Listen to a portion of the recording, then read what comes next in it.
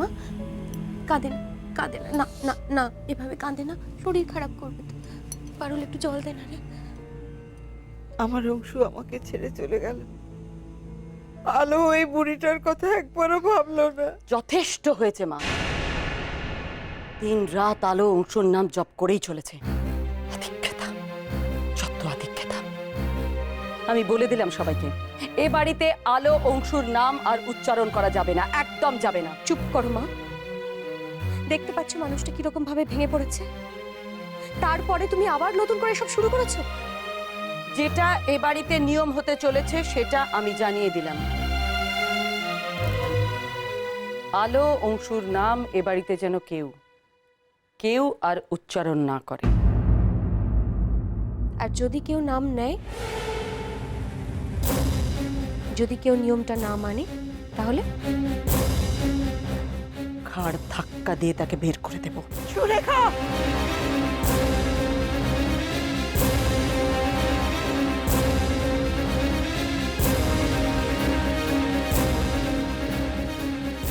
অংশু আমার নাতি, আলো আমার নাত বউ। নিয়মটা আমি শুধু জানিয়ে দিলাম সবাইকে, সবাইকে। মা, আপনার বয়স হয়েছে, চুপচাপ মুখ বুজে থাকতে পারলে থাকুন, না হলে আপনার অবস্থাও কিন্তু আলো অংশুর মতো হবে।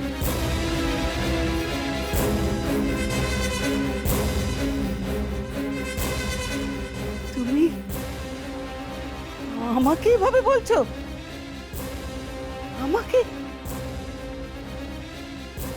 আর যদি অংশ থাকতো? থাক থাক না মা, যে নেই তার কথা কেন বলছেন? কেন? আলো অংশু নেই, ওদের কথা মন থেকে মুছে ফেলুন।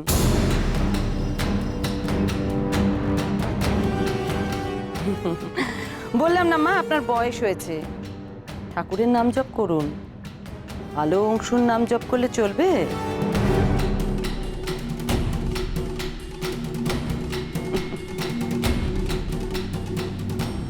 পারুল, এ ঘর থেকে যেন আমি আর কোনো চেঁচামেচির আওয়াজ না পাই।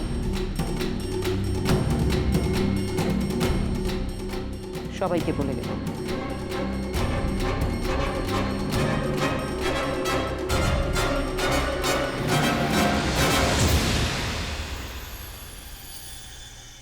আলো, ছাড়ুন, ছাড়ুন, আলো, আলো, আলো, আলো, আলো, আলো, এই তো, কি হয়েছে? এই তো, আলো, কোথায় ছিলে তুমি? আমি কখন থেকে তোমাকে খুঁজছি। শুনুন, পেশেন্টের অবস্থা একদম ভালো না। আপনি যত উত্তেজিত হবেন ওনার তত রক্ত পড়বে। আমি ডক্টরকে খবর দিচ্ছি।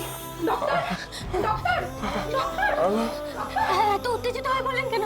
দেখুন তো কত রক্ত বেরোচ্ছে। কি যে আলো, বলেন আপনি? আলো, আমাকে আগে একটা কথা বলো, তুমি আমার চিকিৎসার জন্য বাড়ি থেকে টাকা আনো না তো?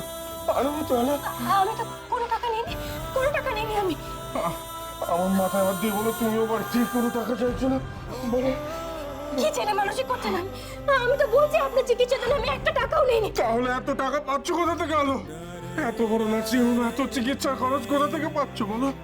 আমি তো পথের বিক্রি। আলো, এত রাজসিক চিকিৎসা কোথা থেকে হচ্ছে? ছাড়ো না। কেন আপনি এসব কথা দিয়ে ভাবছেন? আমি তো আছি, আমি আছি। আরে আমার কথা শুনো, একটু শান্ত হন। তুমি আমার জন্য টাকা খরচ করবো না। চলো, আমার চিকিৎসার দরকার নেই। চলো, আমি তো সর্বশান্ত, আমাকে এইভাবেই থাকতে দাও। চলো, আমার চিকিৎসা দরকার। চিকিৎসা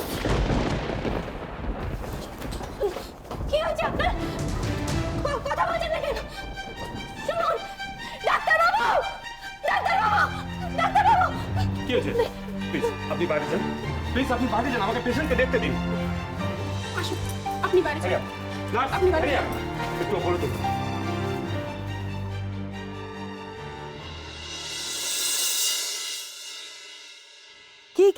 কি বললি বেওয়ান? হ্যাঁ, আর বল, সুখে না সমান দুজনেরই চাকরি একসঙ্গে আজকে চলে গেছে।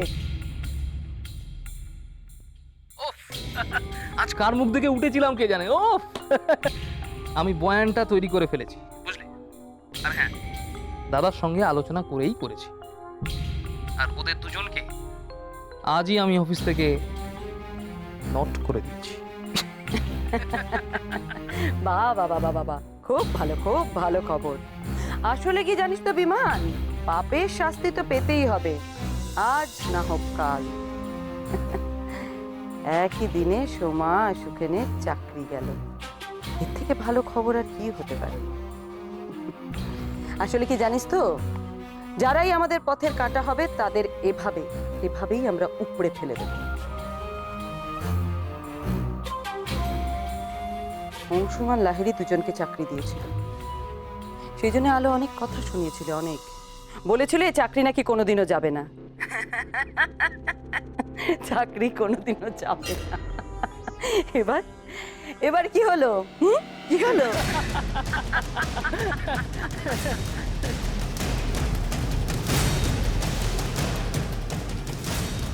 দিদির চাকরিটা চলে গেল।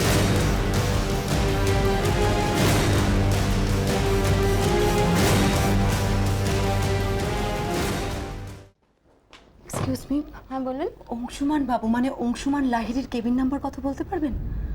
অ্যাক্সিডেন্ট কেস, কালকে রাত্রিবেলা ভর্তি করা হয়েছে। 14 নম্বর। 14 নম্বর না? ওনার বাড়ির কেউ আছে? আছেন তো, ওনার স্ত্রী আছেন ওই তো ওখানে।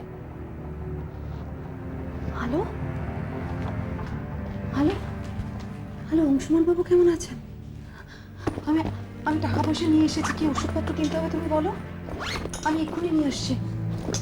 হ্যালো, কি ওষুধ কিনতে হবে বলো আমাকে। উনি ভালো নেই সোমা দিদি, হঠাৎ করে এমন উত্তেজিত হয়ে পড়লেন, মাথা দিয়ে খুব রক্ত বেরোচ্ছে, জ্ঞানও নেই। সে কি? ওদিকে তো আবার মহাবিপদ। প্রদীপ সুখেনবাবুকে অ্যারেস্ট করিয়েছে। বার্তাকে এখনো পুলিশে ছাড়েনি? না, আজকে তো শনিবার, কালকে ছুটি, কালকে জামিন পাওয়া যাবে না। দেখো, আমি প্রদীপের সাথে কথা বলেছি। প্রদীপ আসলে তোমাদের মৌকা বুঝে তোমাদের প্রত্যেককে উত্ত্যক্ত করছে। ভালো, প্রদীপ বলেছে পুরো বিষয়টা মিটিয়ে নেবে, কিন্তু অনেকগুলো টাকা চাইছে। আচ্ছা তুমি বলো তো, এতগুলো টাকা আমি কোথা থেকে দেবো বলো?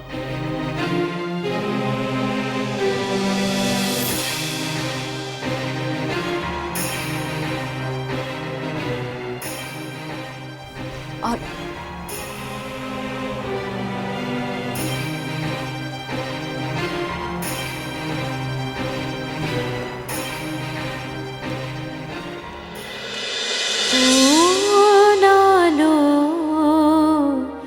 লাগলো চোখে